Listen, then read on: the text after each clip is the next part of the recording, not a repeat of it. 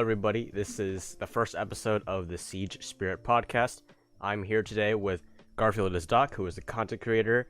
You've probably seen him on Twitter or TikTok, but he has a YouTube channel of over 2,000 subs. He's a Twitch streamer with almost 7,000 followers and an Instagram page of almost 3,000 followers.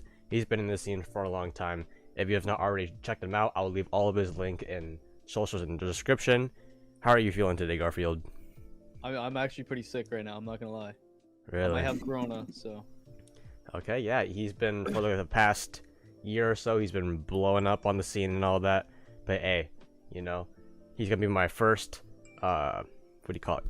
Not fucking customer, fucking, what do you call it? Guest on the podcast. There you go. I'm gonna be interviewing many different other content creators, but, you know, Garfield is the first person I wanted to go to, just because I feel like we have the same energy, vibe, and content, you know. And, you know, at the end of the day, he's just making content to help everyone improve and spread the good vibe. So, appreciate your work, Garfield. Yo, real quick. Can we talk about Sure. this man dripping over here with the bathrobe? Oh my god. Damn, bro. Yo. Hey, when it gets cold down here, you know, and then, like, you know, we're 0-3 in a match, you know, you just gotta whip out the robe, and then you gotta bring the dub home. So, how long have you been playing Rainbow for? I've been playing since year 1, season 4, Red Crow. I was playing on the box, playing secure area. Red Crow, all right, nice. And you've hit, I forgot to say this, but actually, Garfield has been a champion on Xbox for a while, right?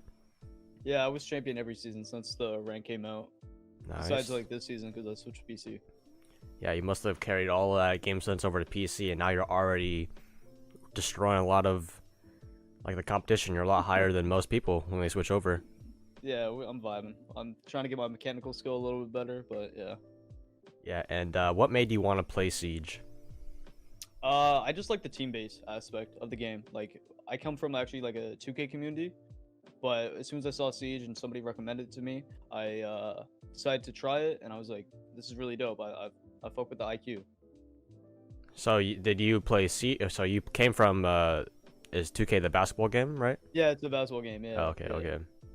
And so and of course you came from console, and what would you say the main part of switching from console to PC? What's like the benefits, and what's the, you know, different Well, about of course, console? you know, you get the resolution, you get the FOV, you get like the basic stuff, you get the leaning without aiming, but I would say it's more competition. On console, I feel like a lot of players just tend to not play as a team and not understand basic utility. They just play like a TDM match and like Call of Duty. You come to PC and then you get punished for playing like that. Yeah, definitely. I feel like console is definitely a lot less competitive and, like, not taken as seriously as, you know, PC, just because you're obviously you're limited to your graphics, your frames, your controller. You know, you're aiming on a controller. What are your thoughts on people wanting to switch to PC but not being able to afford it, so they have to use like a Zim Apex or anything kind of stuff, you know?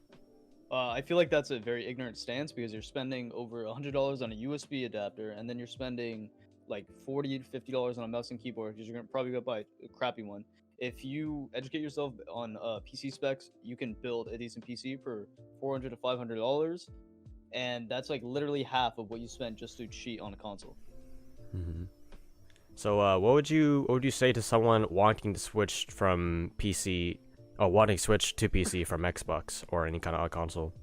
I would say definitely do it, but you have to be willing to learn, or you're gonna be hard struck like Silver, and you're gonna feel very demotivated. How is like your experience from switching over to console to PC? What would you say what you struggled the most with? Confidence.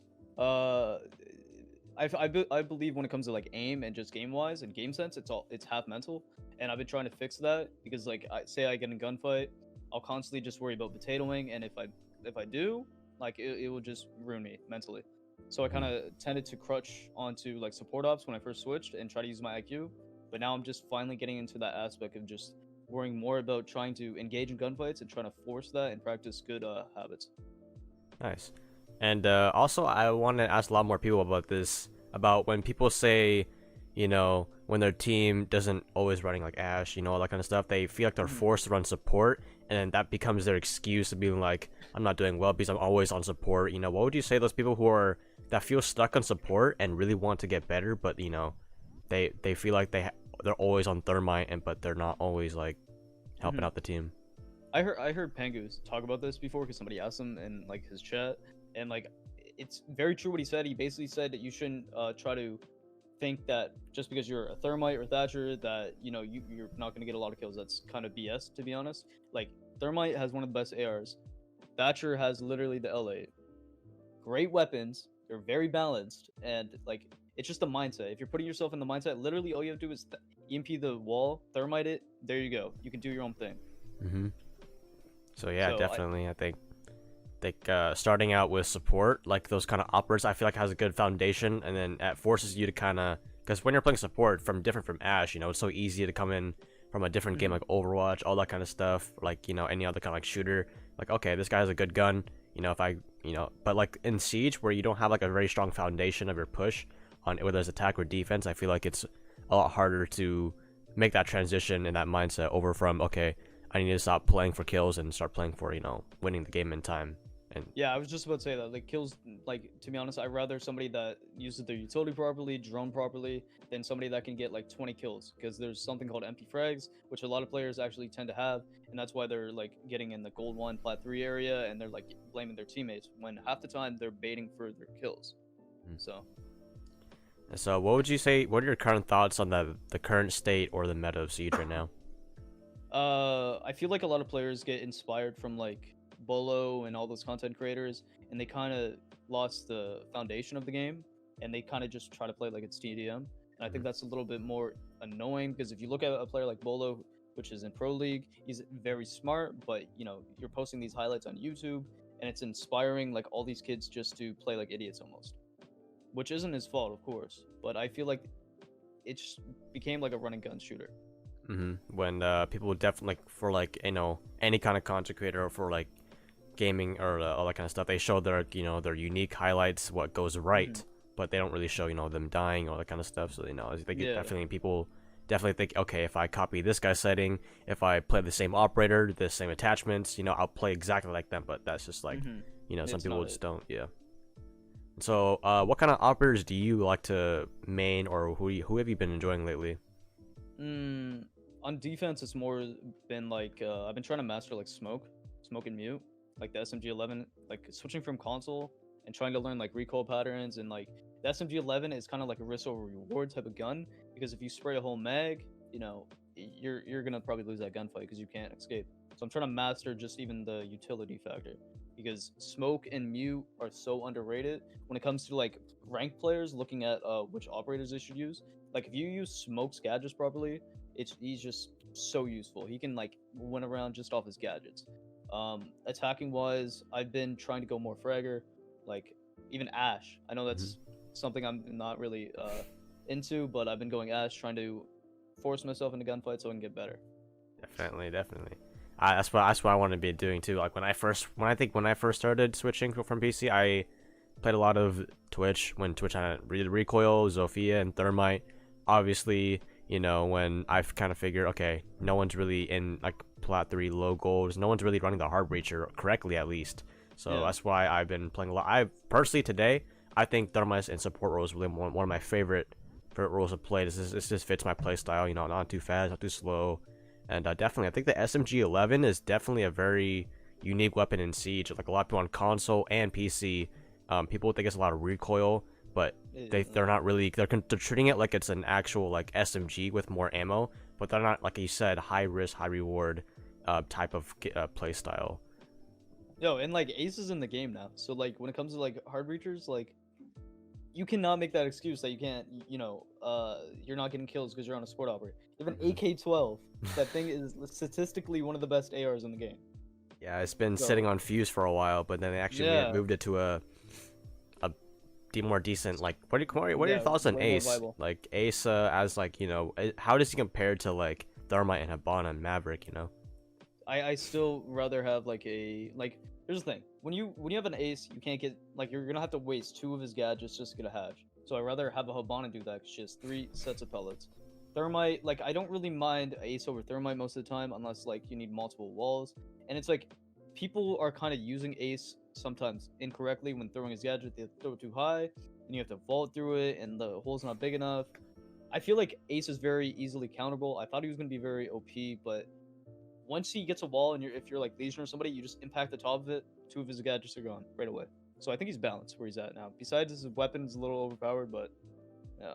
Yeah, I think like a game or two ago, I think one of our randoms ran Ace, and we were attacking Bank, the basement defense, and I think there's like 30 seconds left. I'm Thermite, and I was joining the team in. I was coming in, but then Ace actually put an Ace on that wall, and we could not do the default plant because we couldn't move through, and then we ended up losing the game to that. So it was definitely a little frustrating, but yeah, like you said, I think there should definitely be more guidance on Ace, instead of just tossing on the wall and making holes. Yeah, just randomly throwing it. Yeah. And so moving on next to the last few questions, what do you think makes a good player in Siege? I think a person that's able to uplift their teammates, make them better, instead of worrying about their personal stats, because a stat like KD is so simple in a complex game like Siege, where it's based off utility. I think that a player that's able to use their utility, drone properly, give clear comms that a player can understand, and just somebody that gives good vibes. Definitely, that's a good answer. Why do you think so many people struggle at the game, either whether it's mechanically or like even mentally? What do you think are some problems that you see over from your fan base, your YouTube comments? What do your DMs? What do you see that? I think it comes down to mental half the time, or it's like people are looking in the wrong places. Like I said before, they're more looking into content creators that are just, champion thumbnail with like, getting all these frags and whatnot. At Vexian. Yeah, my man Vexian over there trying to milk those views. But I feel like players just need to go back to the basics, because I remember when I first started learning the game, it was all about using utility, all about like droning, and like now it's year 5, and like it's like the opposite. It's all about trying to get a frag and whatnot. I feel like people just need to like go back to the basics, learn utility, learn drone work, and just try to play off each other. It's a team-based game. It's not Call of Duty. Yeah, definitely the people who come in from those games that really crutch off like quote unquote their aim. They have a high sense and all that. They think they're crazy, but like, when it comes to those situations where it's a 2v2 and you have to trade somebody out, and you gotta cover the plant. Sometimes they're pushing in. They make that a 1v2. Now that planter's vulnerable, so I think that's definitely a thing that a lot of people might need to learn. But some people feel like, their ego's kind of holding them back. Like, oh, I'm already a higher rank than you. I don't need to listen to you, man. Your advice sucks. Like, what? Doesn't make sense. Yeah, no, rank in my opinion, it only shows like maybe half of the player's potential, because you have a lot of like champ and diamond players that are just hella toxic, and like I just don't think that's suitable in a game like Siege, where it's team based, it's all situational. Everybody's gonna play like crap, everybody's gonna go like 0-7. It's all about how you bounce back from those games, to be honest. Definitely. I think like I say this a lot, some people lose the game in their mind before the game has ever ended. Like say we're on Outback, they got defense first, you're 0-2, like, some people are like, oh fuck, we lost this game, and they just give up and go tab out to YouTube or something like that. Like, that's not really like I want a lot of players. I want a lot of people to be like, okay, you have that chance to have that defense. If they're able to 3-0 you on attack when they're on defense, why can't you do that same? Like some people, it's a defensive side of map, so some people, like you said, lack the confidence to really make the play themselves, and if they really think they deserve a high rank, then they should be able to prove it with no problem. That's 100%. And so, how do you think a lot of players interact with each other when it comes to like the rank, and like toxicity on Twitter, YouTube, and just like the beef between certain players and friend groups? I feel like people just it's almost like it's in our DNA now. Like for Siege players to just be toxic no matter what. I just don't know why. It just came to it. Like I'll get into a game and like it's people that I don't know, and like they'll start like shit talking me because I'm a content creator, or they see my streams and like they'll stream snipe. It's just, I don't know. Toxicity is in the Siege players, like just in the community in general, is in their DNA. Whether they're silver, gold, it's just like a meme. It's just like how we are. I don't know why. I wish it would change, but it's just how we are. Yeah, and if I happen to have anybody that was that is toxic or anything kind of stuff, what would you say to anyone just in general, no specific people, of how they should deal with any kind of like online insults or just like mean comments in game chat, how do you think they should react to this? Should they respond back and quote unquote stand their ground and not be a pussy, or should they just like just let it go? How should they handle that? Well, see, like I would be a hypocrite if I said just like turn your shoulder and walk away. It's like, for example, like Ken, he does that. He just mutes them. He doesn't care. He's like, whatever, bye. I Ken's a kind good of like guy. to, yeah, I like to feed off of that energy and try to like say I'm 0-3 and I have the other team talking shit to me. That like feeds me. But a lot of players, they let that get to their mental and then they play like shit. So a lot of players just need to meet people. It's not that deep. If you're over there telling people that they need to like kill themselves and shit, it's really not that deep. This is a video game. Like, it's not that deep, man. Yeah, definitely those. Just like this, it's just really outstanding to me that some people exist like that in this game. Deep in the casual minds, that there's just like, especially on like either console or PC. And I don't know if you've seen that clip on Twitter. It was like, I think it was Lioness R6. Yeah, I think. Linus, the female. Man, I saw like half that clip, man. I was just like amazed. Like, I know that like you were amazed. No. I was just like, yeah, this is normal. This Like, really. Like, I don't blame females for keeping their mics muted. Like guys are like these 14, 16, 17-year-olds. They think because they're behind a microphone, they're behind a camera, they're behind social media, that they can just disrespect anybody, especially females. And you can just tell that they're like either like gonna be really shitty humans or they're just really insecure. All right, sounds good. And I want to end this podcast with a one like a traditional question I want to ask at the end. I want to call this right now the golden question. What are your thoughts on like overall success in Siege, or even a life kind of mindset? What do you think? What are your thoughts on that? Well, I feel like those two kind of like blend. Like, if you kind of the way you approach like video games, for example, if you're like serious about it and you're content creating, whatever, or you're just playing for rank, I feel like your mindset, like if it's strong in game, I feel like you're gonna be strong minded in real life. I feel like a lot of people that are toxic and that are kind of like those people that like tell people to kill themselves, they have weak minds. That's what I feel like. I feel like if you approach this game how it's supposed to, and you approach like altogether this game like how it's supposed to, you'll be good. I feel like. Yeah, definitely. I feel like a game like Siege, I think this game really helped me out think like this, think more, just like problem solving and making fast decisions. I feel like Call of Duty and maybe even Overwatch, but like this is the first game that actually like requires like I don't know, like you've seen that clip of Myth trying out this game, right? And he said like you have to learn how to hate yourself and all that kind of shit. I think I think he's definitely right about that. This game is like, if you don't know the set or certain angles, if you don't know like the strategies, you're gonna fail a lot in it. And I think halfway in me playing this game just casually, I'm like, damn, I really feel stuck in this game. I look at all the like Bolo, Godly, how they played well and all that, Pro League and all that. So I wanted to play like that. So you have to really learn how to move on, and just play the game a lot more. From your mistakes, and then you have to be able to reevaluate yourself and push your ego to a side. That's like a really huge thing about this game that really correlates in real life. If you're able to do that in real life, then you're more likely to succeed. Definitely. All right, Garfield, I really appreciate you for taking the time to do this with me against the first one. So if you guys are new, this is right now only owned by me, and I will leave all of our descriptions, our social medias in the description and all that kind of stuff. But hey, Garfield, thank you very much for the first podcast or episode of the Siege Spirit, as I call it. Yeah, one love, man. Hey, Garfield, thank you very much. Have a good day, and be sure to go check out his YouTube videos, his Twitch streams. He streams almost every single day. He's currently on like his 10th day of streaming every single day of the month. So he's definitely on his grind. Go show him some love, and tell him you're from the podcast, and he'll definitely appreciate you. All right, Garfield, I'll catch you later, man. Hi, See you man, later. I'm gonna fuck to sleep. Peace out, man.